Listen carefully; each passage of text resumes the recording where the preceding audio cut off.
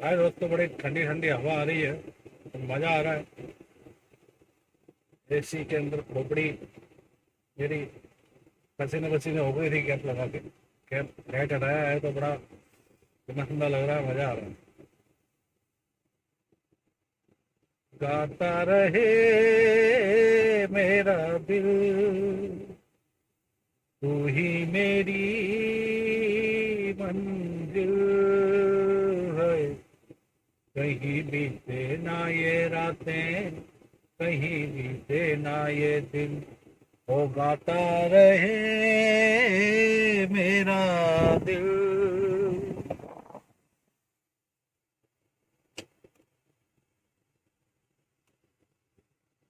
चलो जी, शुरू करते हैं आज का वीडियो। देखिए, अभी लॉकडाउन का समय चल रहा है और हम सब अपने घरों में बैठे हैं। ये घर के बिल्कुल अटैच में ही मैंने गाड़ी मेरी खड़ी की हुई है, तो गाड़ी के अंदर से मैं आप सबसे बात कर रहा हूँ। देखिए, मेरा परिचय अगर आपको मैं दे दूँ पहले। मेरा नाम है रामेंद्र, रामेंद्र शर्मा। उपमन उपाध्याय ब्राह्मण हूँ मैं। और हमारा जो निकास है उपमन उपाध्याय ब्राह्मण का, वो है कश्मीर। तो बेसिकली अभी जो कश्मीरी पंडित हैं, हम अभी वाले कश्मीरी पंडित नहीं है जो अभी कुछ समय पहले यहाँ कश्मीर से बाहर निकले हैं। हम लोग हैं औरंगजेब, आपने नाम सुना है? हाँ, औरंगजेब जब भारत के शहंशाह थे तो वो गर्मियों में कश्मीर को अपनी राजधानी बनाते थे। ये तो आपको पता ही है, सारे मुगलों की राजधानी गर्मियों की कश्मीर हुआ करती थी। औरंगजेब कट्टर कट्टर मुस्लिम थे। और जब वो हिंदुस्तान के शहंशाह थे और वो जो कश्मीर आए तो उन्हें कुछ कौम, कुछ जाति ऐसी मिली जो उनको अपनी परम दुश्मन लगती थी, परम शत्रु लगती थी। तो वो कौन सी जाति थी? यहूद। हाँ, अब आप कहेंगे कि कश्मीर में यहूदी? हाँ सर, कश्मीर में ही यहूदी थे भारत में। और पहलगांव में अगर आप जाएंगे, वहाँ के पास में आ, ईसा मसीह की कब्र भी वही है। और ईसा मसीह से पहले मूसा सलाम, जो मुसलमान बोलते हैं मूसा सलाम, और यहूदी बोलते हैं मोजेस। तो मोजेस की कब्र भी कश्मीर में है।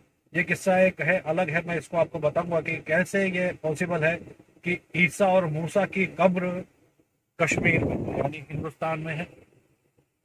तो सर, जब क्या नाम है आपके शहनशाह औरंगजेब कश्मीर में थे तो वहाँ के यहूदी, जो कि उनको वो अपना परम शत्रु समझते थे, उनको मार कर खदेड़ कर उस वक्त भगाया गया। उस वक्त ब्राह्मण्स को नहीं निकाला गया, उस वक्त यहूदियों को निकाला गया। तो यहूदियों का कत्लेआम किया गया। कुछ यहूदी परिवार भाग करके कैसे तैसे वहां से उस जुल्म से बचकर अपनी जान बचा करके कश्मीर से भागे। तो कश्मीर से भाग करके वो लोग आए हैं धौलपुर, जो राजस्थान में। तो धौलपुर के पास एक बाड़ी बसेड़ी गांव है, एक तहसील मान लीजिए, एक छोटा सा कस्बा है बसेड़ी बाड़ी के पास। तो वहाँ उनको जगह मिली।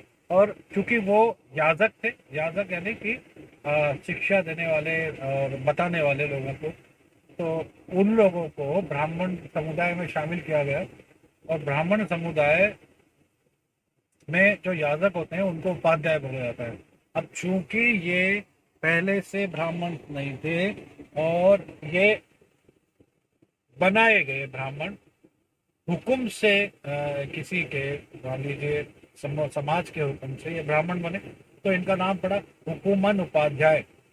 तो मैं हुकुमन उपाध्याय हूँ, यानी कि औरंगजेब के समय हम लोग यहूदी थे और अब हम ब्राह्मण की श्रेणी में आते हैं। यहाँ पे सनाट्य ब्राह्मण श्रेणी में हम लोगों को डाला गया है। और कुछ ही परिवार हैं पूरे हिंदुस्तान में हमारे सनाट्य ब्राह्मणों के। जैसे कि सनाट ब्राह्मणों के तो हजारों है, हुकुमन पाध्याय गोत्र के। हुकुमन पाध्याय गोत्र आप गिने चुने परिवार है हम लोग, कुछ अभी बाड़ी बसेड़ी में है। मेरे फोर फादर्स ज्वाला प्रसाद जी वो निकल करके आ गए थे बाड़ी से। तो वो सवाई माधोपुर डिस्ट्रिक्ट में है, बामनवास जगह। तो वहाँ पर रामनगर ढोसी उनको दिया गया वो एरिया। वहाँ के वो पटेल बने, उन्होंने बहुत उल्लेखनीय कार्य किए उस इस क्षेत्र में। सारा बामनवास एरिया जानता है हमारे परिवार को। तो अब उन्हीं में काफी पहले मेरे दादाजी जो कि बहुत दुर्गा लाल जी जो मेरे गुरु भी हैं और इस सारे ज्ञान को मुझे देने वाले हैं। और तो उनका भी काफी बड़ा नाम है हमारे पूरे पूरे बामनवास क्षेत्र में। उसकी बानगी ये देखिए कि आप, जब मैं और मेरी वाइफ हम दोनों एक बार जैसे कई बार हुआ ऐसा हमारे साथ। और एक घटना मैं आपको बता रहा हूँ कि हम लोग तिरकोल बाजार में थे। तो वहाँ हम कुछ सामान खरीद रहे थे। तो वो एक बुजुर्ग थे उस दुकान के ओनर, बेटा गल्ले पे बैठा हुआ था।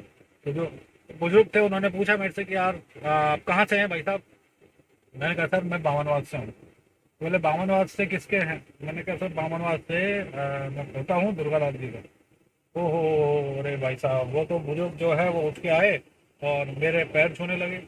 मैंने कहा महाराज क्यों मुझे इस पाप में बागी बना रहे हो, आप कितने बड़ी उम्र के हो और मुझे पैर छू रहे हो। बोले नहीं सर ये मैं आपके पैर नहीं छू रहा हूँ, ये आपके जो दादाजी है ये हम उनको बहुत मान देते हैं, सम्मान देते हैं।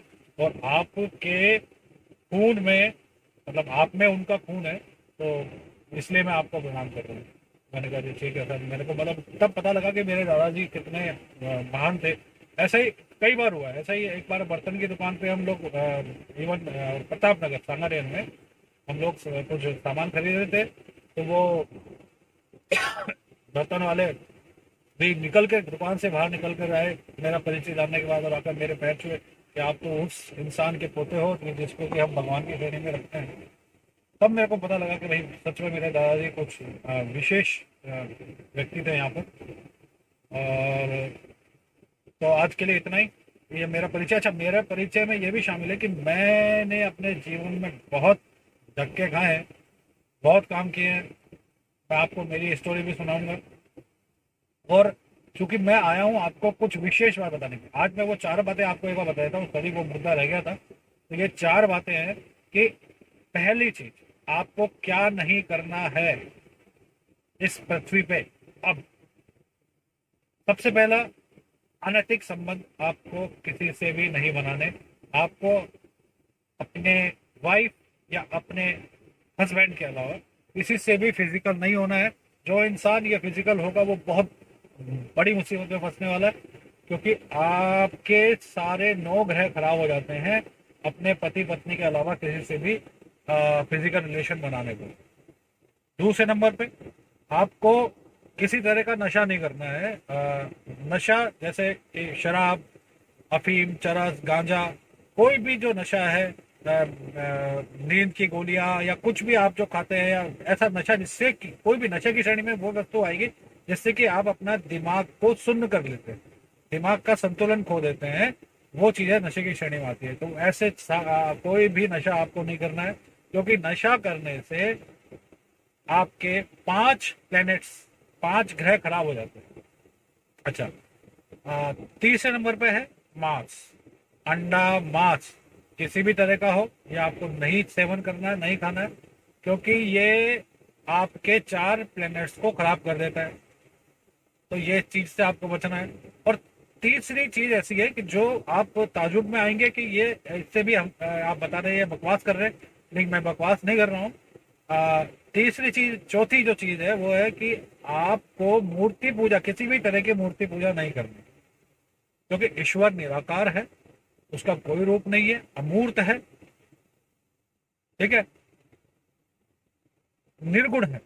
तो आपको हमारे प्रभु की, ईश्वर की, परमात्मा की, परम पिता परमेश्वर की मूल प्रकृति की, जो उसको हम कुछ भी बोल सकते हैं, कि उसका वैसे तो कोई नाम नहीं है, किंतु उसको हम एक परमात्मा बोल देते हैं, या परम ब्रह्म बोल देते हैं, तो इसकी उपासना करनी है। उसके अलावा अगर हम किसी भी रूप में मूर्तियों की पूजा करते हैं, यानी कि तीसरा चौथा काम जो आपको नहीं करना है वो है मूर्ति पूजा। मूर्ति पूजा आपको नहीं करनी है। मूर्ति पूजा से आपके 3 ग्रह खराब हो जाएंगे। अब देखिए, अब होगा क्या कि ये 4 काम जो मैंने बताया, अगर कोई भी इंसान इनको अब तक करता आया है इस पृथ्वी पर, वो उसका दुख पा रहा है, उसके कष्ट पा रहा है। लेकिन अब आने वाला समय इतना खराब आने वाला है। आप देख रहे हैं कि अभी कोरोना चल रहा है, और ये शुरुआत है। कोरोना में हजारों लोग, लाखों करोड़ों लोग हो सकता है मारे जाए इस पृथ्वी पर से। ये 4 कर्म करने वाले जो भी इंसान है वो आने वाले 12 साल में इस पृथ्वी से खत्म हो जाएंगे। आज के लिए इतना ही। अगले वीडियो का इंतजार कीजिए। मैं आपको हर तरह से हर चीज के बारे में बहुत विस्तार से बताऊंगा कि क्या कारण है कि इन चारों चीजों को आपको नहीं करना चाहिए। मैं सबूत सहित आपको हर चीज बताऊंगा। आप सुनते रहिए, बहुत मजा आने वाला है, कुछ शिक्षा मिलने वाली है आपको। ये मेरी शिक्षा नहीं है, मैं कुछ नहीं जानता हूँ, मुझे मेरे पूर्वजों से। और मेरे पूर्वज, आपको मैंने बताया कि हम लोग यहूदी थे पहले, आज से औरंगजेब के समय में, तो उससे बाद हम ब्राह्मण कन्वर्ट हुए। तो जय हिंद, जय भारत।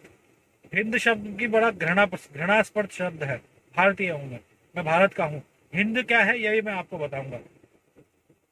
जय हिंद, जय हिंद। सॉरी, ये हिंद शब्द ऐसा चढ़ गया हम लोगों के दिमाग पर कि हम इसके अर्थ को जानने के बाद ही हम समझ पाएंगे कि ये कितना बुरा शब्द है, हमें क्यों हिंद बोला गया। जय भारत।